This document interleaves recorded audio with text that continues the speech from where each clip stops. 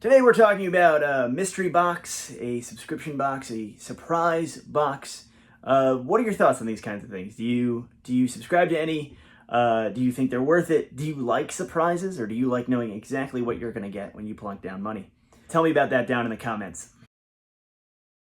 Hello, I'm Adam Caesar, and this is Project Black T-shirt, the channel where we take a new or a reissue movie or movies and pair them with a piece of horror literature that you will enjoy if you like those movies. I am the author of Clown in a Cornfield, the Bram Stoker award-winning young adult slasher novel that adults can read too, because it is violent and gory and has a lot on its mind and surprising and has tons of twists. And if you like things like Scream or I Know What You Did Last Summer or urban legends, if you like the 90s slashers, even though this is set present day, I think you'll really like this. It's a whodunit slasher with a person in a clown mask taking out teenagers, so what's not to like? And if you did like this book, know that Clown in the Cornfield 2, Friendo Lives, comes out August 23rd everywhere. It's going to be at Barnes & Noble, it'll be everywhere you buy books, it'll be at your indie bookseller probably. Please support this book. If you're watching this video before August 23rd, 2022, know that I'm doing a giveaway where if you pre-order Clown in the Cornfield 2 and you send me the receipt, I'll put the links down in the description for that. If you send me the receipt, I will send you a signed book plate, personalized to you, that you can stick right in your book, and it's like I signed the book. Also in that giveaway, I am giving away one of these custom Friendo the Clown masks. An artist named Robert Grove made them. They're incredible looking. I'll even send you a little hat to put on him so he's book appropriate. You can win a mask like this. It's not this exact one because I've worn this one. You can win an unworn mask if you enter that contest, and even if you don't win the mask, I will send you a signed book plate.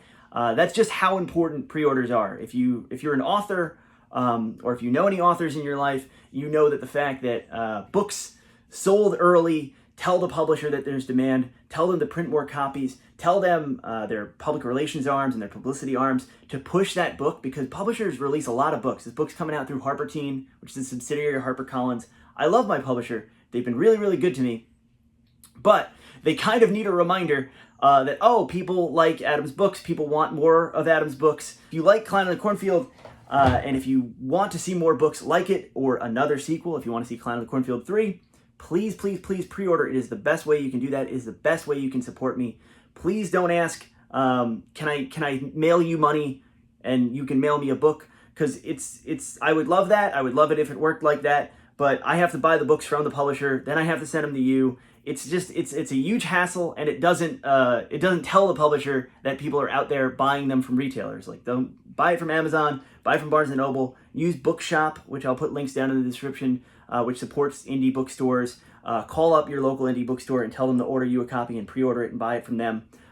All those things help so much more than trying to buy the book directly from me. I'm going to be doing a tour. I'm going to be all over the Northeast Coast. I'm going to be down in Scares of Care in Virginia at the end of July signing books. So find me in real life if you want me to sign your books. But please, please, please, please, please pre-order. It helps so, so much. All right, with that out of the way, let's actually make a video. Let's do something fun. I've gotten a few of these. This is the horror pack. I know it looks like a nondescript cardboard box that maybe has some illicit things in it, but I promise you, this is the horror pack. This is a semi-subscription, because you have to buy it every month, I believe, or you can buy it in like chunks of 3 months. This is a semi-subscription based. You can just buy one if you want. DVD or Blu-ray horror movie package, mystery package.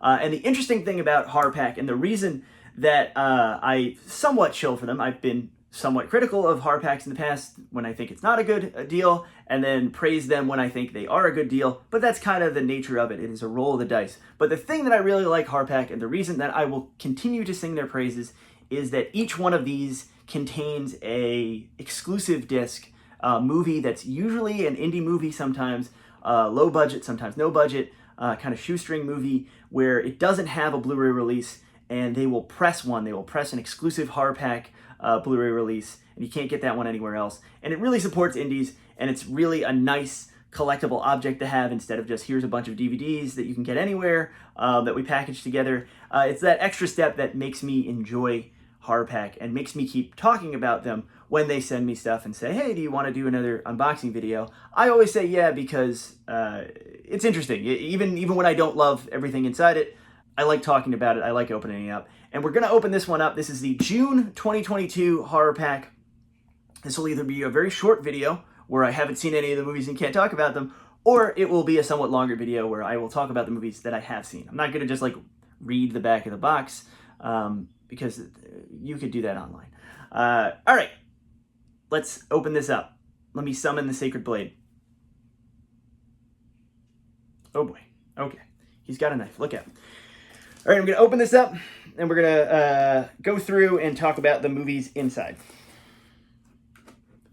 All right, I'm cutting towards myself, which could be a very short video that way, too. I'm doing this all below camera because I don't want to mistakenly show you my address and then have someone who didn't like Clown in the Cornfield show up. Here you go. You open it up. Inside the box, there is a bubble mailer. Kind of a thick bubble mailer this time. I don't remember how many movies they typically send, but I'm gonna do a little peek so that I pull out the horror pack exclusive last. Gonna look at the spines. Okay, I think I know which one it is because they're spine numbered. All right, here we go. Let's pull the first movie out of here that is not the exclusive. Oh, thank God! It's something I've seen and can talk about. This is The Sadness. This is I'm surprised this is in here because the horror pack sometimes has older films, sometimes has kind of things that have sat around for a little while. There might be overstock of them, but this like just came out. I saw this when it was doing. It was like festivals were weird for a little while because they were doing because of COVID they were just streaming. So I saw this during like, its kind of festival run from the safety of my own home. A Raven Banner film, Raven Banner being a Canadian company, but this was a movie made in Taiwan. I forget the director's name. His name is Rob Jabaz. Sorry if I'm pronouncing your name, Mr. Jabaz. Mispronouncing your name, Mr. Jabaz. I believe a first-time feature director made this this Taiwanese Canadian co-production that the way I described it when I first saw it was I thought it was kind of like taking the most splatterpunk kind of underground novel you never heard of because it's not based on a novel and adapting it to screen. I've heard people liken it to a Cat 3 film, Category 3 film, which as a Cat 3 film, it's actually kind of probably be on the tamer end of Cat 3. And I've heard people talk about it. Actually, my buddy Scott Cole, I was talking to him about the film, and he was like, you know what it really reminded me of? Reminded me of Crossed, the Garth Ennis comic book series. And I think he really hit the nail on the head. It is a zombie-esque movie where the people that get infected are not quite zombies. They are very fast. They're not quite Danny Boyle fast zombies. They are like sex and violence fueled deviants that once this virus affects you, kind of locks you into that mode. And it is a very, very good movie. I really enjoyed this film. And it is a very, very divisive film because I've also seen people, once this came up, this is actually, for streaming, this was a Shudder exclusive. So I remember kind of counting down the days until this movie came out on Shudder because I'm like, boy, I cannot wait to see what people's reaction to this is.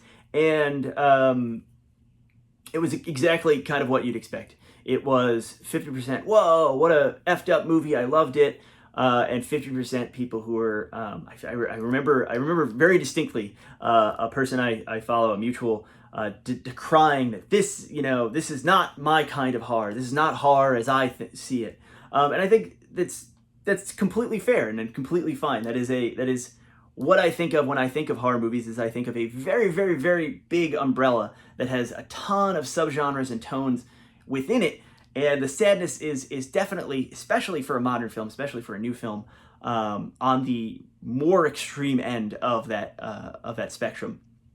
But I really like this movie. I guess this is in some ways a horror pack exclusive too, because it says the horror pack on the spine, but there is another horror pack exclusive in there. Pretty neat. Pretty neat to have. I wonder if there's any features on here, because you could watch this movie on Shudder if you have Shudder, but remember Shudder, I think, still I don't think they've kind of addressed it. I think it's 720p is what you're maxing out on Shudder, but this will be 1080p because it is Blu-ray.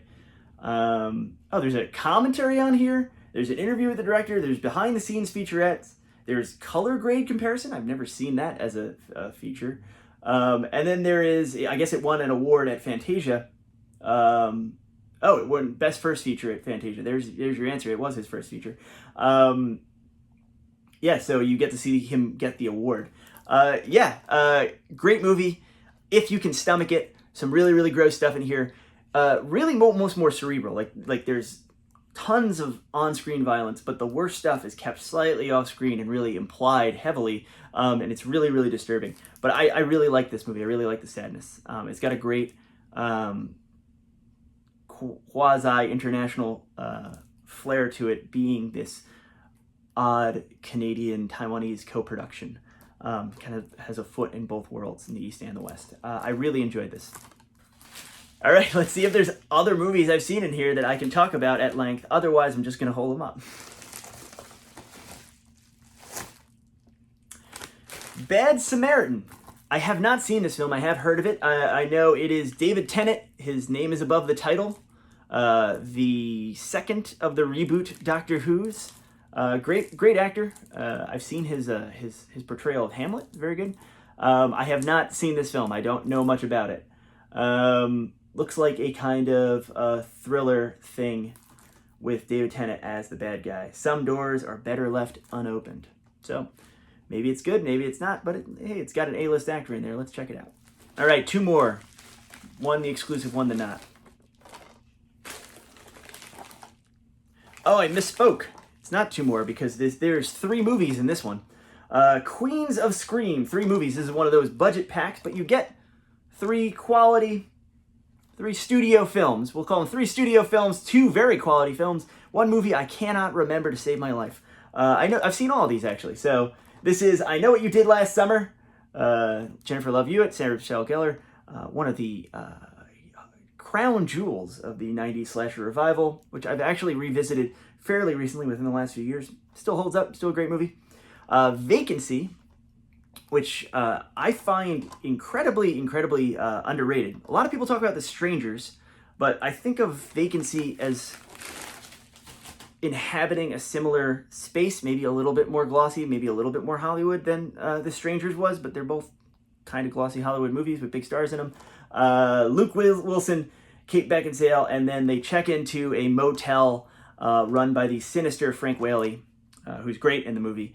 And they're in the hotel for a while, and it's this kind of Hitchcockian thriller. It's got all these like stylistic touches, Hitchcocky style touches.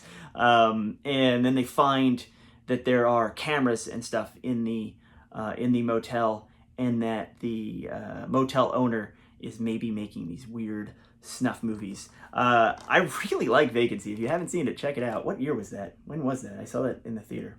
Of course, it doesn't say. No. Which one is this? Yeah, 2007. So it's been quite a long time since I saw Vacancy in the theater, but I really liked it. And then the When a Stranger Calls remake, which I can't slag it. I know I saw it in the theater, and I have literally zero recollection of that movie entirely. It's like it's been like Men in Black mind wiped out of me.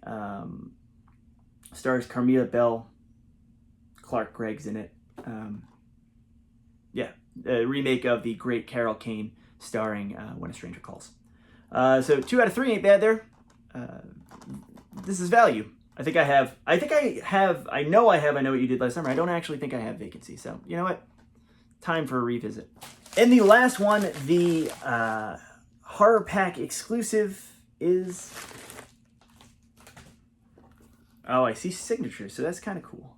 Horror Pack limited edition Blu-ray, Dead by Midnight.